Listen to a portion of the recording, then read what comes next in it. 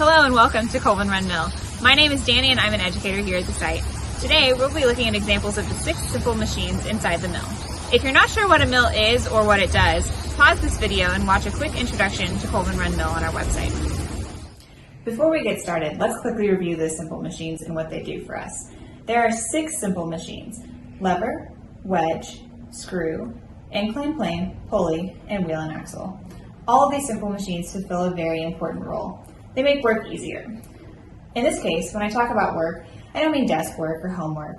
I'm talking with the scientific definition of work, which is force times distance.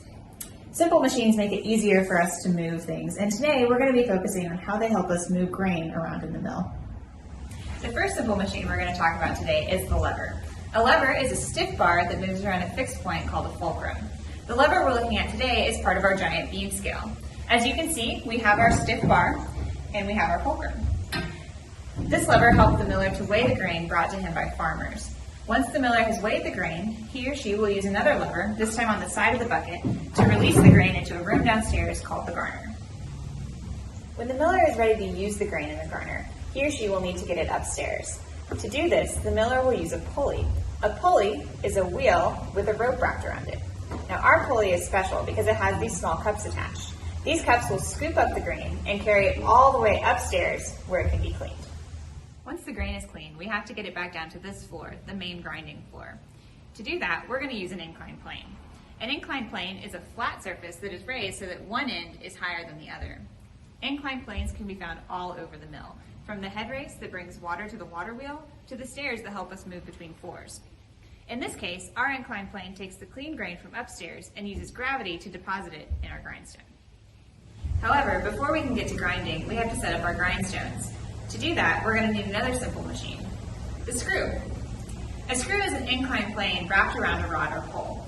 Our example today is part of the stone crane, which is used to lift and move this 2,000-pound millstone. A screw can be used to hold things together, like a jar lid, or to lift things, like our stone crane here. Once our grindstone is in place, our next simple machine will come into play. This simple machine is a wedge, and I have 2 examples to show you. A wedge is similar in shape to an inclined plane. It's wide at one end and pointed at the other.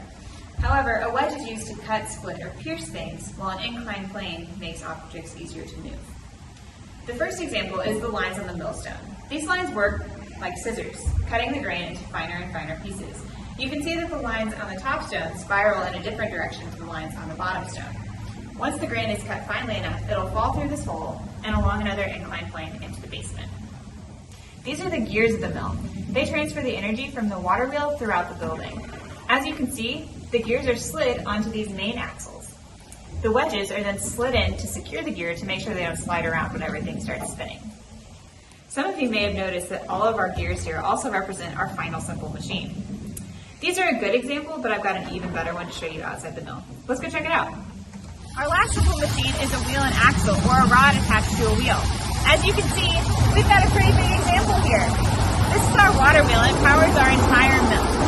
At 20 feet tall, this is one of the biggest simple machines we have here at Colvin Run Mill. I hope you've enjoyed this tour of the mill and learned more about simple machines. If you'd like to learn more about the mill, check out some of our other videos on our website.